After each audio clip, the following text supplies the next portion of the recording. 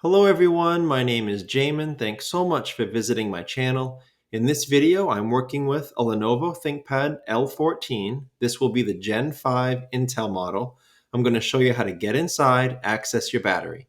So first thing, power down your computer the correct way. Make sure it's off and unplugged from your charger. We're then going to flip your computer over to access your bottom case screws. Now, after you have removed all screws from the bottom case, you also have to remove the SIM card tray on the back of the laptop. Once that's done, we can start prying the bottom case off of the rest of the computer. It's best to use your small flat plastic pry tool and start in the rear near one of the two hinge assemblies. Pry the back edge off first, and then work your way down along each side to pry those sides up. After that, you don't need to pry the bottom case off in the front. You just pick the bottom case up from the rear, slide it to the front, and it will come out from underneath these clips, and that way you can remove your bottom case. After removing your bottom case, this is what you're looking at for the inside of your computer. Now, as a general computer repair side note, whenever I'm working on a computer in my shop, it's sitting on an anti-static mat. Either that or an anti-static bracelet are great ideas to avoid damaging things in your computer when you're working on it. If you would like any suggestions for tools or supplies for your project, as well as any upgrade or replacement parts for this exact model computer, the L14, there will be a link above, also below in the description. That will be a list of all those tools and supplies and replacement and upgrade parts for this model computer. Your battery is right down here along the bottom of my screen.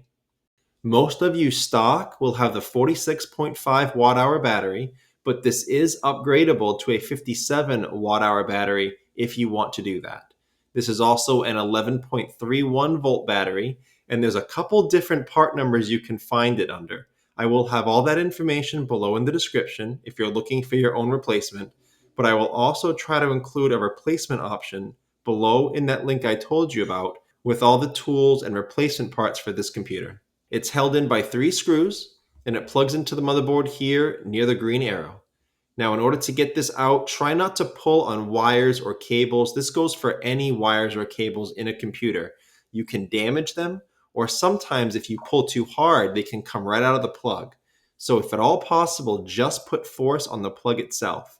So you can wiggle it right out of this port on the motherboard by pulling it to the right out of that port.